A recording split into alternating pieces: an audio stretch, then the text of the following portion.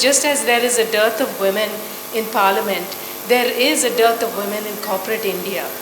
And I have been front and center in gender discrimination on boards, despite being qualified.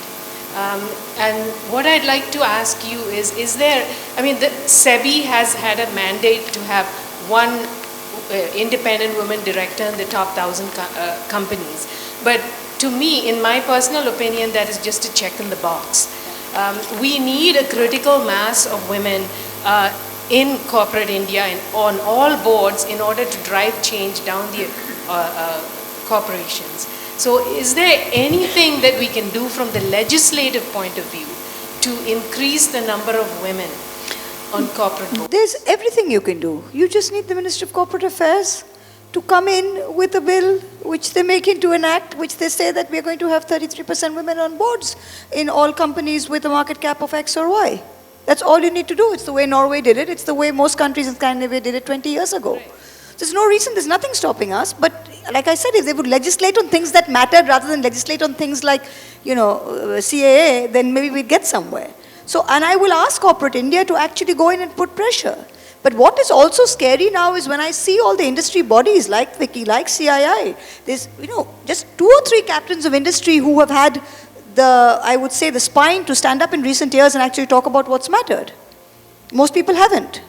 So this is something that corporate India, who are some of the biggest donors to the ruling party, can actually go in and put pressure. Because why do you donate to a party? You see, there are 2 things. Traditionally, ma'am, sit down, it's making me feel, please sit down. So traditionally, why do you have corporate donors? And all corporations donate to political parties. Previously, it used to be 2 things. One is that you'll have ease of business, and the second is that you can actually lobby for what matters to you. Under this new dispensation, it has all become just survival money. Do you understand what I'm saying? Nobody is in any position with this government to say that, I am donating to you, but can we also get our interest looked after? It is just like how a hawker pays the neighboring policeman, just let me keep my stuff here. That's exactly what's happening. What corporate India is doing today is just basically, let us just, don't set the agencies after us, don't say it's all protection. It's nothing else. So corporate India has to come out of that let us just survive mode and actually go out and pull their weight with the government and say that, listen, we are the top 100 corporations in India. This is our market cap, this is what we believe in, and this is the legislation you need to bring in.